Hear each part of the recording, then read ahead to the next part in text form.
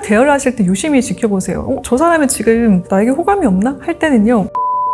된다고 합니다. 다양한 행동심리학자분들이 인터뷰하면서 제가 배운 내용인데요. 반대로 상대가 나에게 호감이 있을 때는 자신도 모르게 한다고 합니다. 그래서 만약에 내가 상대에게 호감을 얻고 싶다 하신다면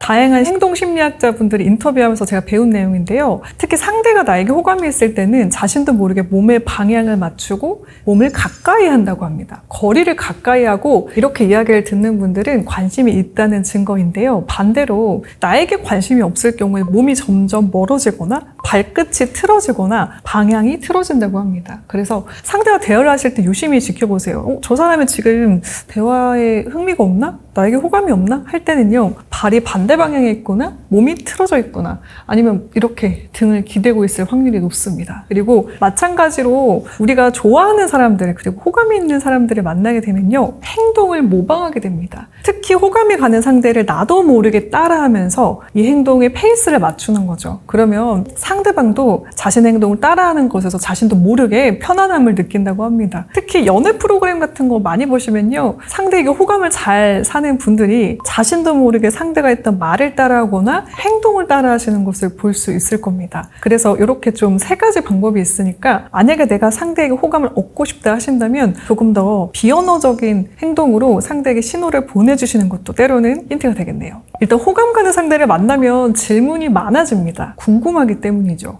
반대를 생각하시면 좋을 것 같아요. 관심이 없는 상대와는 궁금한 게 없습니다. 단 1분도 같이 있기 싫습니다. 그래서 상대가 유독 나에게 질문이 많다, 많은 것을 궁금해한다 한다면 일단은 나에게 호감을 갖고 있다는 긍정신호로 보셔도 될 듯 합니다. 그리고 주어에 상대방을 많이 넣는 것인데요. 호감이 간다면 상대 입장에서 많이 생각을 하게 됩니다. 상대는 어떤 생각을 할까? 가정을 해보고 상대는 어때? 라는 질문을 하고 그 사람의 입장에 대입해서 생각을 해보려고 하는 것. 호감이 가는 분들이 나도 모르게 사용하는 화법이 되겠네요. 그리고 마지막으로는 호감 가는 분들에게 인간은 어쩔 수 없이 칭찬을 하게 됩니다. 긍정적인 말을 통해서 자신의 마음을 좀 어떻게든 어필을 하고 싶어 하는데요. 칭찬을 구체적으로 잘 해서 나의 마음을 사려 하는 사람이 있다면 적어도 저 사람이 나를 비호감으로 생각하고 있진 않구나 라고 생각해 보시면 어떨까요?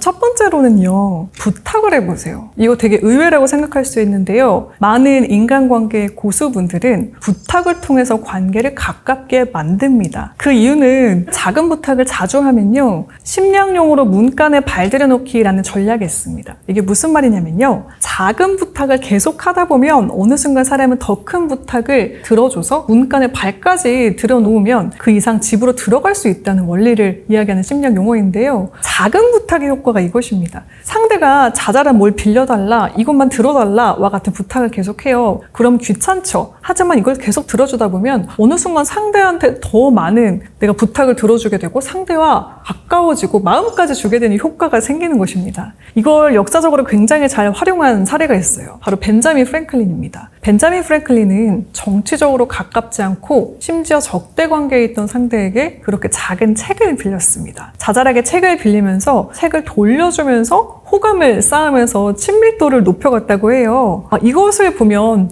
우리가 어떻게 상대에게 다가가야 되는가라는 생각을 하게 되실 텐데요. 저 같은 경우에는 상대에게 자잘한 것들을 물어봅니다. 그리고 상대가 도움을 주었어요. 그러면 그 이후에 이를 보답하면서 꼭 핑계를 만듭니다. 다시 한번 만날 기회 말이죠. 그러면서 보답을 하고 만나다 보면 어느 순간 가까워질 확률이 높아지니까요. 그렇잖아요. 우리가 만나지 않으면 호감 가는 상대와 가까워질 수 없습니다. 부탁을 통해. 특히 상대가 들어줄 수 있는 작은 부탁을 통해 이를 가까워지는 계기로 만들어 보세요. 두 번째는요, 단순 노출 효과를 기억해 주세요. 내가 호감 가고 가까워지고 싶은 상대 옆에 자꾸 알짱거리는 거예요. 그러면 상대가 어느 순간 나를 신경 쓰고 있습니다. 단순 노출 효과는 심리학 용어로 자꾸만 우리가 노출이 되다 보면 나도 모르게 호감 가는 심리를 뜻하는 건데요. 왜 그렇습니다. 음악 같은 경우에도 처음에는 관심이 없던 음악인데요. 자꾸만 듣다 보니까 굉장히 좋아졌던 경험이 있으시죠? 우리의 심리가 그렇습니다. 자꾸 노출량을 늘리고 보이다 보면 그 사람에게 스며듭니다. 그래서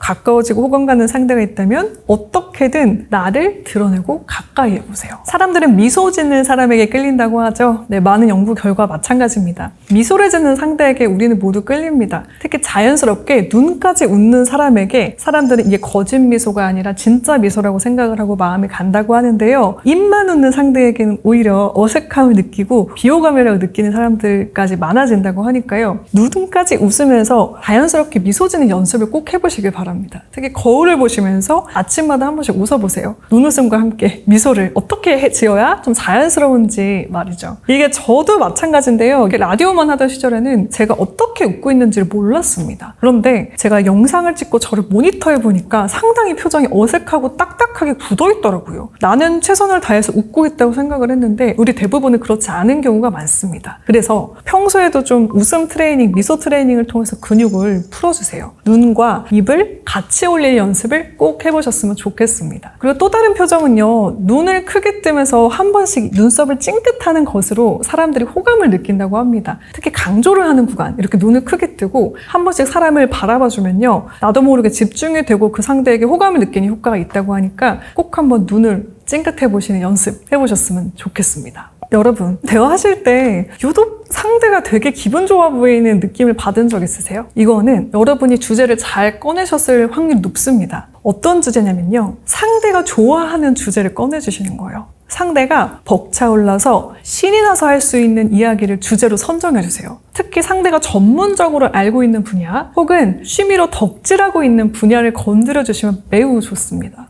저 같은 경우에는 음악과 와인을 좋아해요. 제가 좋아하는 취향의 와인을 물어보면 이거 좋아해? 하면서 이제 제 눈빛부터 달라질 거고요. 그 와인에 대한 설명과 더불어 같이 먹으러 가자는 이야기까지 이어질 수 있습니다. 그래서 이야기를 하실 때 고민을 해보시는 거예요. 상대는 어떤 주제에 흥미를 가지고 있는지, 어떤 말을 할 때 특히 눈이 빛나는지 관찰을 해보시면요. 대화를 하시면서 끊임없이 상대가 좋아하는 주제를 끄집어내실 수 있습니다. 그렇게 대화를 끊임없이 이어가실 때 다음을 기억해 주시면 좋습니다. 바로 질문을 하실 때 열린 질문을 하시는 건데요. 때로는 질문을 했는데 상대가 단답으로 하는 경우가 있습니다. 식사하셨어요? 네, 했습니다. 말주변이 없는 상대는 이렇게 대화를 종료시켜버리기도 하는데요. 이게 본인이 그러려고 하는 게 아니라 질문 자체가 열린 질문이 아닌 닫힌 질문이어서 그럴 수도 있습니다. 여러분들이 질문을 하실 때 무엇을 어떻게를 넣어서 질문을 해주시는 거예요. 혹시 점심 뭐 드셨어요? 라고 질문을 하면 저 떡볶이요 라는 대답이 나올 수 있겠죠? 그러면 떡볶이 좋아하시나 봐요. 저도 좋아하는데 어떤 떡볶이 드셨어요? 저 엽떡 먹었어요. 뭐 이런 식으로 서로 끊임없는 대화를 할 수 있는 소재를 찾으실 수 있습니다. 그런데 나도 모르게 자꾸 뭐 드셨어요? 휴가 잘 다녀오셨어요? 이렇게 닫힌 질문을 하면 네, 잘 다녀왔습니다 하고 대화가 끝나버리는 부작용이 생길 수 있으니까요. 상대가 눈이 빛나는 좋아할 만한 주제를 찾으셨다면 무엇을 어떻게를 넣어서 계속 대화를 끄집어내는 열린 질문을 하시는 것에 주력해보세요. 마지막은 대화를 끊김없이 하는 팁이기도 하면서 말문을 여는 방법이기도 한데요. 바로 나다음, 너화법입니다. 대화를 하실 때 어떤 말부터 꺼내서 분위기를 풀어야 될지 고민이 되신다면요. 먼저 짤막하게 나화법으로 내 이야기를 한두 줄 정도 해주세요. 그리고 너화법, 방금 드린 열린 질문을 통해서 상대에게 질문을 해주시는 겁니다. 그런데 나화법이 굉장히 심하신 분들은 무슨 말을 해도 본인으로 수렴하십니다. 반대로 지나친 너화법을 쓰시는 분들은요. 상대에게 질문만 해요. 그리고 본인의 이야기를 하지 않습니다. 이 두 가지가 적절히 결합되어야 자기 개방도 하면서 상대와 부드럽게 대화를 이어갈 수 있는데요. 나다음 노화법을 기억하셔서 이런 식으로 말해보세요. 저 오는 길이 막혀가지고 잠깐 중간에 내려가지고 택시 타고 왔어요. 어떻게 오셨어요? 차 막히는데? 이런 식으로 상대가 대화를 건다면 상대는 느끼겠죠. 이번 차 막혀서 왔구나. 스몰톡을 거시는구나. 대화의 취지를 알고 저는 어떻게 왔어요? 라고 답변을 편안하게 하실 겁니다. 근데 이거를 좀 잘 못하시는, 대화를 좀 어색해 하시는 분들의 경우 머릿속에 이런 강박을 갖고 계세요. 대화를 어떻게든 던지려면 질문을 해야겠다. 혹시 어떻게 오셨어요? 이렇게 질문을 하십니다. 그러면 왜요? 이런 답변이 돌아오겠죠. 상황 설명이, 사전 설명이 전혀 없었기 때문인데요. 그래서 내가 유독 말주변이 없고 좀 대화를 여는 것이 어색하다 하시는 분들은 한두 마디 정도 리드메 트용으로 나화법을 통해서 내 얘기를 하시고 상대에게 질문을 하시는 것을 꼭 기억해 주세요. 먼저 통화를 하실 때는요. 평소에 사용하시는 목소리 톤보다 반톤 정도 높게 이야기를 해보세요. 저는 이것을 라디오를 녹음하고 편집하면서 느꼈습니다. 평소에 어투대로 이야기를 하고 평소처럼 낮게 이야기를 하니까요. 전파를 타거나 혹은 마이크를 타고 휴대폰을 타면서 좀 어두워지고 둔탁해지는 경향이 있더라고요. 물론 요즘에는 기술이 많이 발전을 해서 옛날 전화기와 같지는 않습니다만은 그럼에도 불구하고 내 목소리나 기분을 명확하게 표현을 해줄 수 없는 것이 음성 매체의 한계입니다. 그래서 평소보다는 밝게 미소를 머금고 이야기하는 것이 톤을 훨씬 더 긍정적으로 밝게 전하는 시작이 되고요. 두 번째는요. 문자로 대화하실 때 이런 분들 계실 거예요. 문자는 좀 얼굴 표정이 드러나지 않고 비언어적인 전달이 어렵기 때문에 다소 딱딱하게 느껴지지 않을까라고 말이죠. 그런 분들께는 풀어서 구체적으로 상대 입장에서 설명하실 것을 추천을 해드립니다. 우리 만나서 대화할 때는요. 네, 알겠습니다. 라고 이야기를 하면 웃으면서 이야기를 하기 때문에 상대 입장에서 이분이 긍정적으로 이야기를 들었구나 라고 느끼시겠지만요. 문자는 그렇지 않죠. 네, 알겠습니다. 자, 이분이 웃으면서 말을 했는지 아니면 네, 알겠습니다 했는지 모르잖아요. 그렇기 때문에 조금 더 문자 대화를 하실 때는 길게 풀어서 네, 방금 말씀하신 내용이 참 좋습니다. 저는 그렇게 하겠습니다. 알겠습니다. 라고 평소보다는 조금 더 구체성을 넣어서 대답을 해주시면요. 상대가 오해하지 않으면서도 이모티콘을 굳이 쓰지 않으시면서도 나의 감정을 밝게 또 긍정적으로 전달하실 수 있습니다. 그리고 마지막은요. 상대의 입장에서 이야기를 해주세요. 하다못해 약속 장소를 정할 때도 그렇습니다. 어느 쪽이 가까우세요? 라는 이야기를 먼저 하고 상대를 배려하는 모습을 보여주는 것이 비대면 상태에서 훨씬 더 호감 가는 화법이 될 수 있겠죠. 우리 주변에서 말을 예쁘게 한다라고 느껴지는 사람들은 대부분 호감 간다라는 이야기를 많이 듣는 사람들일 겁니다. 외모 상관없이 말을 예쁘게 하시잖아요. 그러면 어느 순간부터 이분의 얼굴이 좀 달라 보이고 빛나 보이더라고요. 우리가 나도 모르게 단어 선택을 할 때 긍정을 선택하지 않고 부정을 선택하게 되는 경향이 많은데요. 이것을 인지하셔서 말하실 때 잠깐 멈추시고 이 단어를 긍정으로 바꿔보시는 연습을 하시면요. 훨씬 더 말을 예쁘게 한다라는 말씀을 들으실 수 있습니다.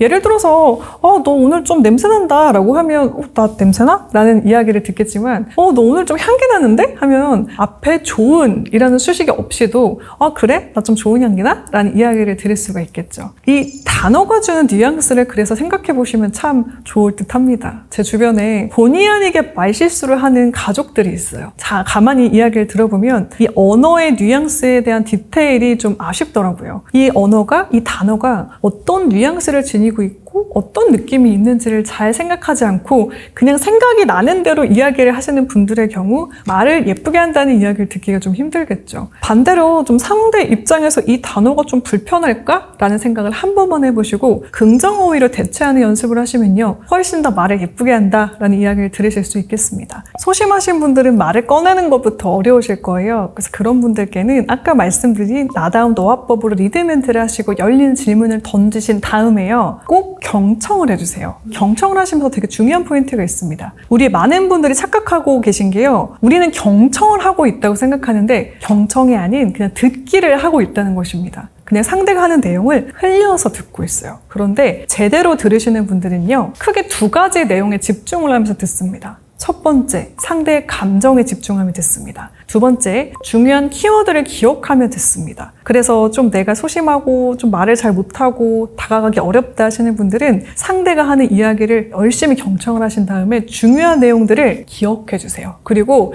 다음에 만남에서 슬쩍 이를 꺼내주시는 겁니다. 그러면서 이 중요한 포인트에 관심을 표해 주시면요. 상대는 느낍니다.